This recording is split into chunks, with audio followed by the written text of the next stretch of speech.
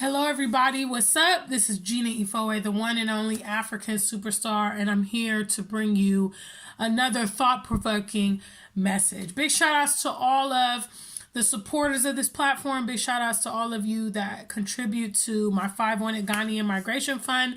Big shout-outs to other YouTubers that have been supporting this platform and come periodically and speak on this platform. To all of you, I just want to take a moment now and say thank you. Today's subject for this video is, our ancestors did not build America voluntarily. It was by force. One thing that I see quite often, not just here on YouTube or not just, through social media channels, is some people of the diaspora have a serious deterrent towards going to the motherland. They have a deterrent of going to the motherland because, in their opinion, it's not developed, it's not sophisticated, it doesn't have all the conveniences. In other words, Africa is raw. Africa is a raw concept, it's a raw option, and it is not attractive to people that like to come and sit at the already assembled table and eat the prepared meal. One thing I like to highlight, though, because we have detractors of Pan-Africans that talk about how we romanticize the motherland, how everything's not perfect in Africa, and they continue to, highlight some problems that they both do and don't know, both do and don't have adequate or accurate information on. And they like to say that we paint a rosy picture about this option. But what I want to talk about is how Black Americans romanticize America. People talk about how their ancestors are buried in America, how they've fought to be there, how they've built that country. But we have to preface the root of that, okay? None of our contributions in America have been voluntary. Our contributions in America have been by force.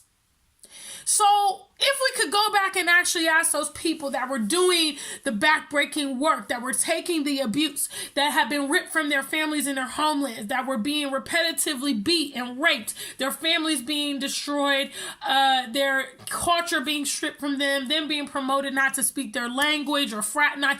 If we could go back and ask them, hey, are you proud to be an American? Are you enjoying all this free labor? Do you love building these structures? Do you want your family legacy to be here? I'm pretty sure if we went back and we asked those people, and I'm pretty sure if they also had an option to get home, because see, we really like to forget the Europeans' hand in the middle of all of this. Some of you do, I don't tend to. We have continental Africans being taken for the slave trade, okay? Obviously, there were some deals that went on between Africans that sold some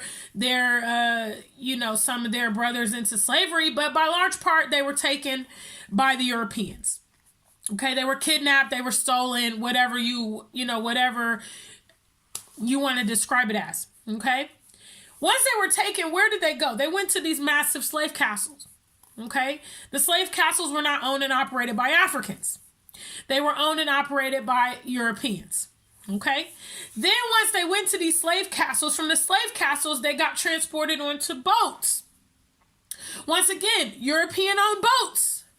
Okay, Africans were not building massive slave ships to transport people back and forth across the Atlantic. That's what the Europeans were doing. So once they got to America, okay, and they begin their chapter on those soils, even if an individual said, I want to go home, I miss my family, I want to get the hell out of here, how exactly were they supposed to make that trek from America back to the motherland? They didn't have money. They didn't have resources. Some of them didn't have education, nor did they have any traveling papers or documents. They didn't have access to any of that stuff. Okay, fast forward to 2020, the year that we are in now. We have descendants of these very same people, these victimized people, refusing to access their motherland, denying any connection to their motherland, but they romanticize America. They romanticize England and France and Germany. They hail all these countries that have their hands directly into what happened on the continent, but somehow they love that bondage. But I just want to recall the incidents that brought us outside of our homeland in the first place and tell you I choose to exert mass positivity in regards to the motherland. You see, because I don't romanticize the abuse that I deal with in the West, okay? And I'm also wise enough to understand that this is an element of being here.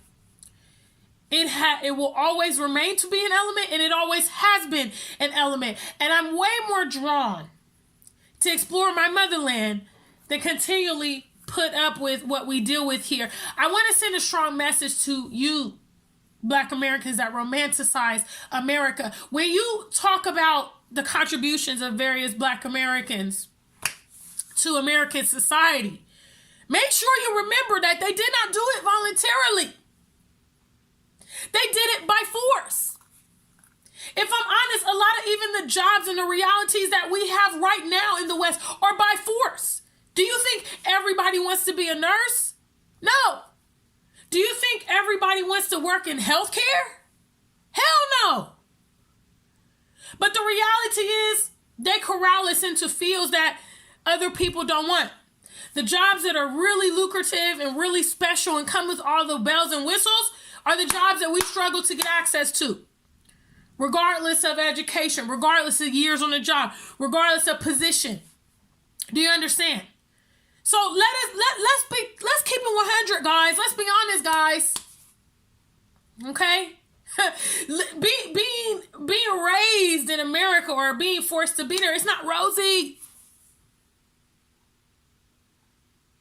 The only people I hear talking about how their ancestors built America are the people that didn't build America.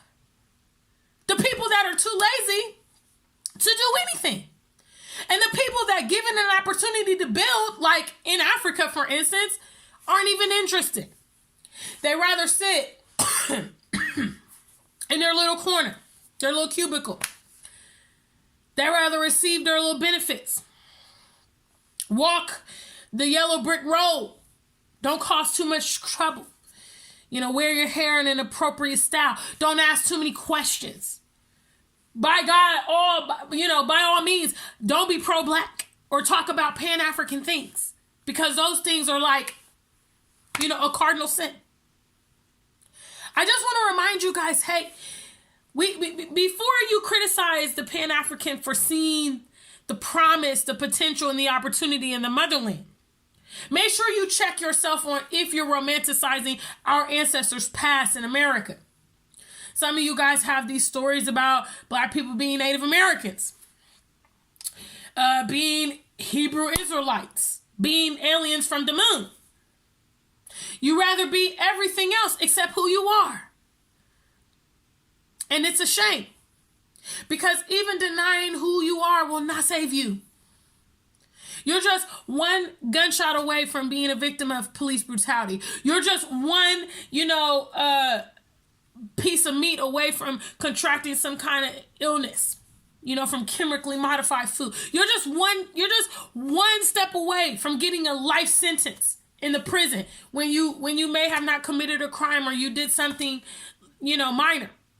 You see, because that's the reality, guys. And when we realize that we are all cut from the same cloth, we should begin to walk with that idea. We should begin to have that mentality on our mind. Okay? They are not our allies. They've never been. They are not our friends. They have never been. Okay? They don't have our best interest in mind. They never have. And so therefore, if you want to capture any of the potential of your life, you would be in better position to do it in a place where there is space and opportunity for you to grow. If you're a get-rich-quick person, or you need something readily prepared for you, this journey is not your journey. Okay? This is for the long term. This is for vision. This is for people that want to do investment. They want to plant a seed and they want to watch it grow. To the people that want to do, okay, I'm going to put $50 in the bank today, and by next week I expect $500 to be there. This isn't your avenue of expertise. And to you people that say, oh, well, our ancestors' bones are buried in America. Well, guess how many more of our ancestors are buried in the motherland? What about those ancestors that are at the bottom of the Atlantic? What about them? Are you going to go jump into the sea? Does the fact that you have ancestors in the land restrict you to that land? Does any other ethnicity behave like that? You have to check and balance a lot of these repetitive type of stupid statements that get said. You have to analyze them and see if it makes sense. When you say our ancestors built this country, okay, our ancestors contributed this and our ancestors contributed that, was it voluntary or was it by force? Because that's very important. That's the difference between, for instance, like sexual consensual, consension. I don't know if I'm saying it right. To consent to have sex or rape. Did the woman say, yes, let's engage in sexual activity today? Or did she say, no, stop it? It's the same act. But whether it's voluntary or whether it's coerced is a whole different thing. So guys, big shout outs to you today. I wanted to bring you a video. This was something I was thinking about because I get so sick of people acting like black people just love it in the States when they don't. A lot of people are there because they've been trapped. They've been restricted from information. It's by force. Some of us, if we had an option to be where we originally come from, we would have chose that. But at the end of the day, wherever you sit, you have to make that position work best for you. Those of us that are in the diaspora have access to resources that can help us in the motherland. And if you're smart, that's what you should do. Big shout outs to the African Superstar family. Thank you all for tuning in today. I just want to catch you up on some current events. First and foremost, don't forget my 5-Win-It hashtag. Again, I'm raising funds for Ghanaian migration. Every amount helps, but I figure at least you guys can manage $5, £5, something to contribute to the overall goal. There's 4 ways to donate. You can do PayPal, Cash App, Super Chats on live videos, and GoFundMe. Okay, and all the links are below in the box after every episode, every video. So please, if you're able to contribute to that, please do. It's very important. Second of all, I have a website, which is www.theafricansuperstar.com, which I sell luxury African jewelry and fashion, as well as a newly developed Black Love collection to celebrate our love for the continent and each other. So go onto my website and see those items. You may find something that you love. The website again is www.theafricansuperstar.com. I'm also speaking at the Africa Day conference in Dakar, Senegal. That is happening May 25th through the 31st. If you are interested in getting additional information, please send an email to africaday2020@gmail.com. Put my name into the subject line, which is Gina, JEENA 2020. And you can request your additional information. And last but not least, if you love me and you want to see me in different contexts, I have 2 additional channels. The first channel is Love on the Continent, which encompasses my romantic prospects in Ghana. And I also have another channel which kind of catalogs my financial journey to becoming a millionaire. That channel is called Superstar African Millionaire. So please go over to those channels and subscribe to get additional content from me. Until we meet again, stay black and true. If you ain't black, just stay true.